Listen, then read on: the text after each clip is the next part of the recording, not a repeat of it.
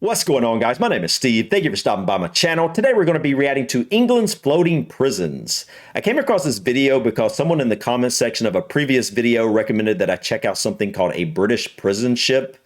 I've never heard of a British prison ship before, so I don't really know what they were built for or when they were used or even who they were used for, but I can only imagine when a prisoner got sentenced to do time in a prison that is floating in the middle of the ocean, they wouldn't be very happy about that. You knew at that exact moment there was no way you were going to escape this prison.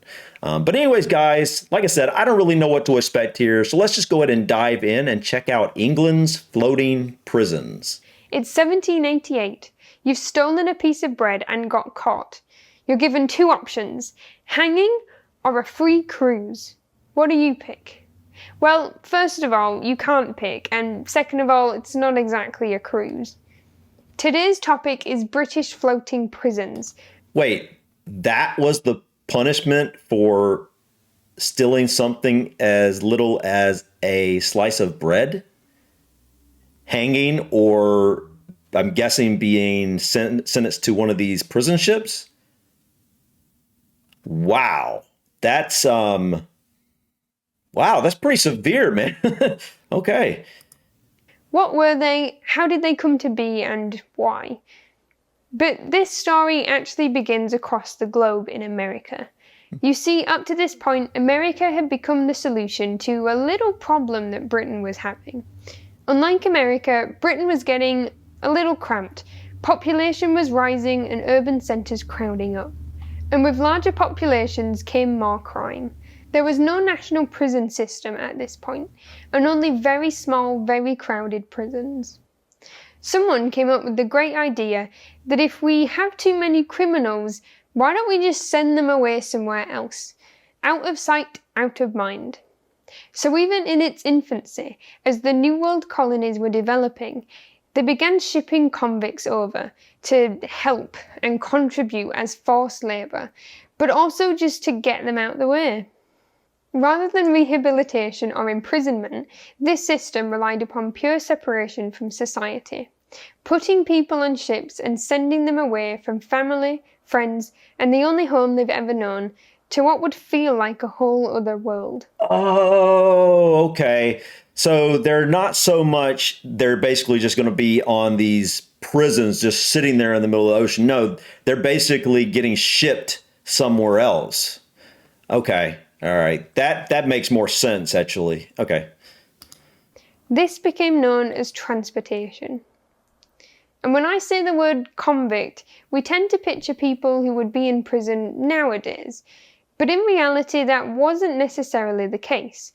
Only a small amount of these prisoners would be charged for violent offences.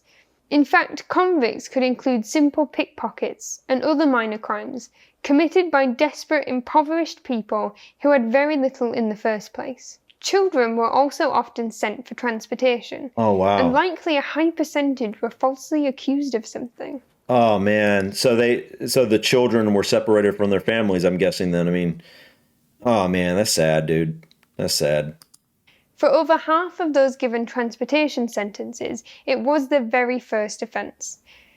This is in part thanks to new laws known as the Bloody Code, which listed over 200 crimes punishable by death in 1776. Imprisonment for theft and robbery only grew. 200 crimes that could be punished by death? You know, I can only think of potentially a handful of crimes that I think, you know, we could talk about that are harsh enough that could be, you know, that the punishment may need to be death. I mean, like 200, man, that has to include some very minor. Well, you know, she gave that example of the stealing a slice of bread. I mean, wow. Okay.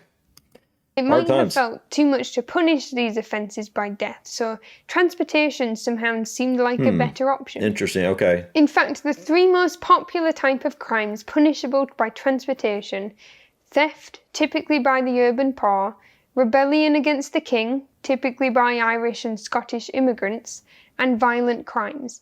So picture Oliver Twist, an Irish rebel and a murderer, crowded together in the hull of a ship. Wow. The worst thing is, these convicts were sentenced to terms of transportation, almost like a prison term. Wait, what? But once your term was up, you weren't sent back home for free. And keep in mind they couldn't just buy another plane ticket home. This was in a time when a trip across the ocean was 6 months long, and there would be little chance they would ever be able to return home. Wow. From 1718 to 1775, 44,000 convicts were sent to the American colonies. Wow. Now, this all came to an end with the American Revolution.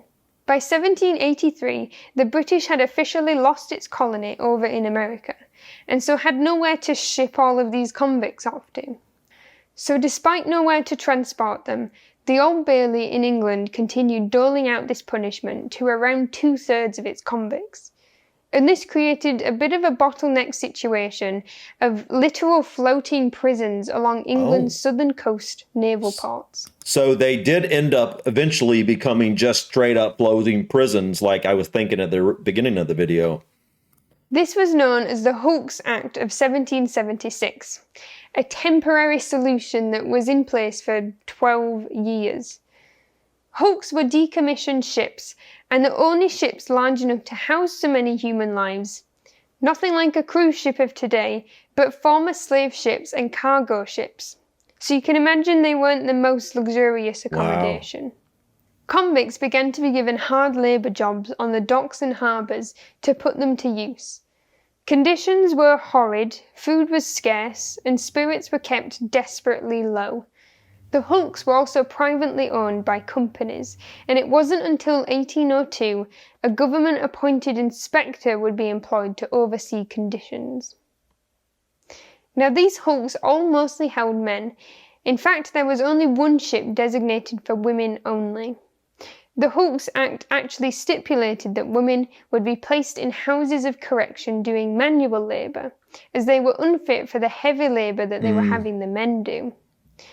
But this didn't apply to children. Boys between the ages of 11 to 19 accounted for 10% of the inmates. Wow. And young boys as young as 8 could find themselves stuck right in there with fully grown men. Oh, man. It wasn't until 1825 when they created a separate hulk just for young boys. But that didn't necessarily improve their conditions. It was only in 1838 that legally juvenile offenders began being treated any differently from fully grown adults, being placed in specific prisons for their own rehabilitation. It became quite obvious that this wasn't a great solution, especially when convicts began easily escaping from these ships to swim ashore. Transportation picked back up with I guess if they are like close to shore, they could jump off and swim.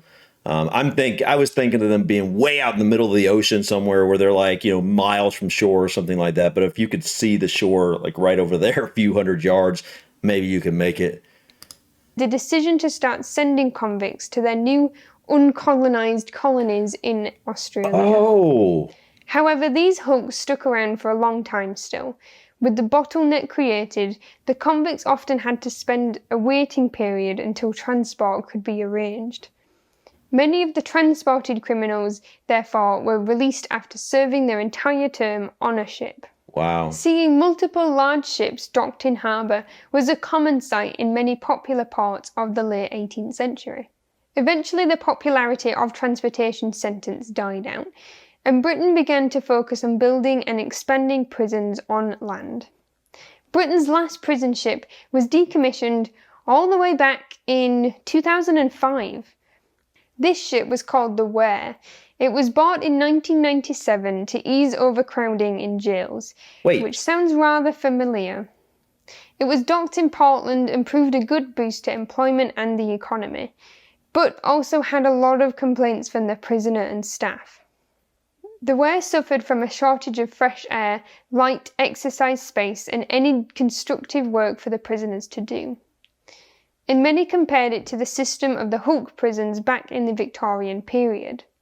I can assure you it was nowhere as near as bad as in 1780. But it is interesting to see the prison service was attempting this system once more, just 20 years ago.